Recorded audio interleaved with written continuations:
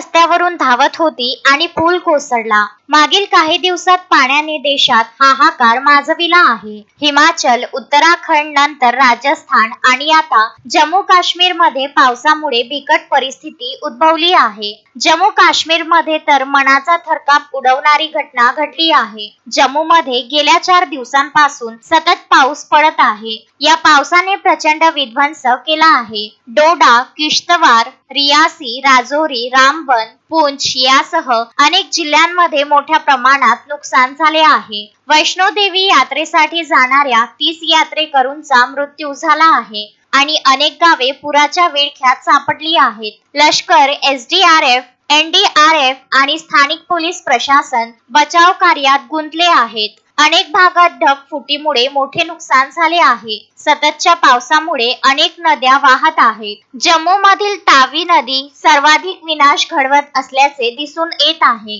मंगळवारी जम्मू तावी नदीवर बांधलेला पूल पावसात कोसळला। या पुलावरून वाहने धावत असताना ही दुर्घटना घडली। या पुलाच्या कोसळण्याचा लाईव्ह व्हिडिओही समोर आला आहे। व्हिडिओमध्ये असे दिसून येत आहे की मुसळधार पावसात लोक त्यांच्या वाहनांमध्ये जात आहेत आणि प्रत्येक जण पूल ओलांडण्याच्या घाईत आहे। त्यानंतर अचानक पूल कोसळतो। या कोसळलेल्या पुलात अनेक वाहने देखील अडकली आहेत आणि लोक स्वतःला वाचविण्यासाठी त्यांच्या वाहनांमधून बाहेर पडताना दिसत आहेत। पूल कोसळल्यानंतर पुलावरील वाहतूक थांबविण्यात आली आणि लोकांना धीर धरण्यास सांगण्यात आले। तावी नदीने धोक्याची पातळी ओलांडली आहे। मंगळवारी डोडा जिल्ह्यात किमान 4 जणांचा मृत्यू झाल्याचे वृत्त आहे। यापैकी 3 जण घसरून नदीत पडले आणि वेगाने वाहणाऱ्या पाण्यात बुडाले, तर एकाचा घर कोसळल्याने मृत्यू झाला।